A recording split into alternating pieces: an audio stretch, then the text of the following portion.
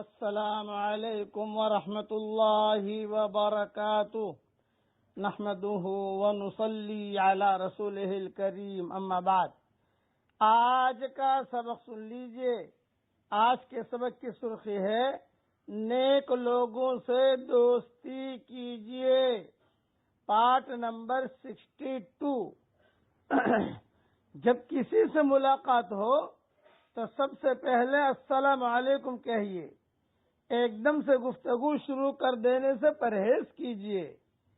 جو بات چیت بھی کرنی ہو سلام کے بعد کیجیے۔ ایک بات ذہن میں رکھنا، بغیر سلام کلام کے خیریت خیریت کے اگر آپ بات شروع کرو گے تو اس میں آپ کا وقار گرے گا اور اس بات کے اندر وزن بھی نہیں ہوگا۔ پہلے السلام علیکم ورحمۃ اللہ وبرکاتہ کہیے، خیریت پوچھیے، پھر اپنے بات کا آغاز کیجیے۔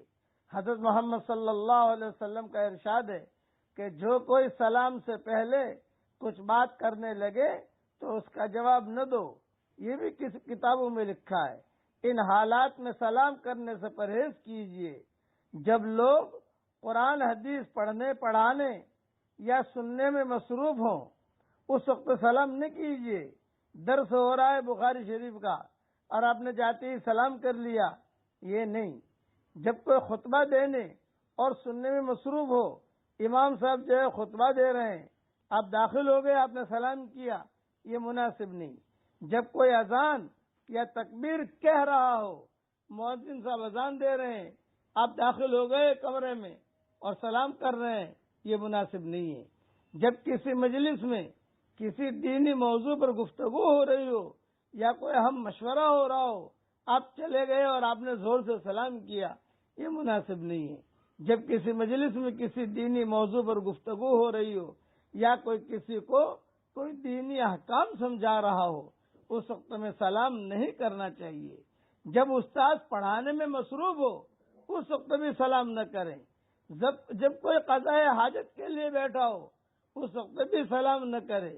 اور ذیل کے حالات میں نہ صرف سلام کرنے سے پرہیز کیجیے بلکہ اپنی بے تعلقی اور روحانی اذیت کا اظہار بھی حکمت کے ساتھ کیجیے۔ جب کوئی فسق اور فجور، خلاف شرع، لہو و لعب، عیش و طرب میں مبتلا ہو کر دین کی توہین کر رہا ہو، جب کوئی گالی گلوچ، بیہودہ بکواس، جھوٹی سچی غیر سنجیدہ باتیں اور فحش مذاق کر کے دین کو بدنام کر رہا ہو، جب کوئی خلاف دین شریعت افکار و نظریات کی تبلیغ کر رہا ہو اور لوگوں کو دین سے برگشتہ کرنے اور بدعت اور بے دینی اختیار کرنے پر ابھار رہا ہو، یعنی اللہ کے احکامات توڑ رہا ہو اور وہ مجلس میں گانے چل رہے ہوں اور وہ مجلس کے اندر یعنی بدعت چل رہی ہو، ایسے وقت میں سلام کرنا مناسب نہیں، بلکہ تھوڑی سی یعنی بے تعلقی اور روحانی اذیت کا اظہار بھی کیجیے۔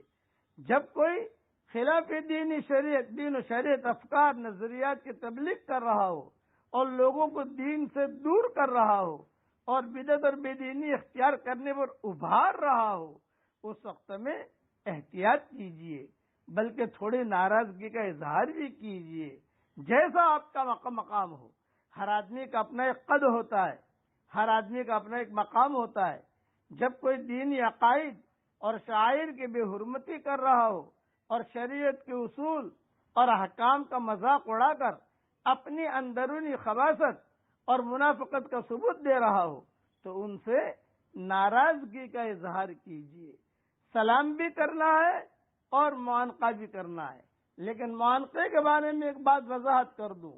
معانقہ عام طور سے بیوی سے کیا جاتا ہے یا اپنے بچوں سے کیا جاتا ہے یا اپنے خاص دوستوں سے کیا جاتا ہے، سارے مجمع سے معانقہ نہیں کیا جاتا۔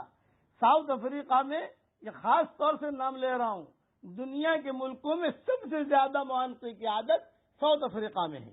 مجھے ان کو منع کرنا پڑا۔ میں بیان کرنے کے بعد جب بھی اٹھتا تو لوگ آتے اور معانقہ شروع کر دیتے۔ بھی سلام کرو، چلو مسافر کی حد تک ٹھیک ہے، اب ہر آدمی معانقہ کرے گا تو جس سے معانقہ کیا جائے گا وہ تو بیچارہ مر جائے گا. کسی کی داڑھی لمبی ہوتی ہے، کسی کی مونچھیں لمبی ہوتی ہے، اور وہ کوئی جو ہے گال پر پیاروی کرتا ہے. بھئی یہ بھی تو کی محبت ہے. حضور اکرم صلی اللہ علیہ وسلم نے معانقہ کیا ہے. ایک صحابی دور سے آئے تھے، حضور نے کھڑے ہو کر معانقہ کیا. لیکن عام طور سے معانقہ یہ جو ہے بڑے مجموع کے اندر نہیں ہوتا. مسافر کی حد تک ٹھیک ہے، سلام کی حد تک ٹھیک ہے. بقیہ تفصیل کل پوری کروں گا انشاءاللہ.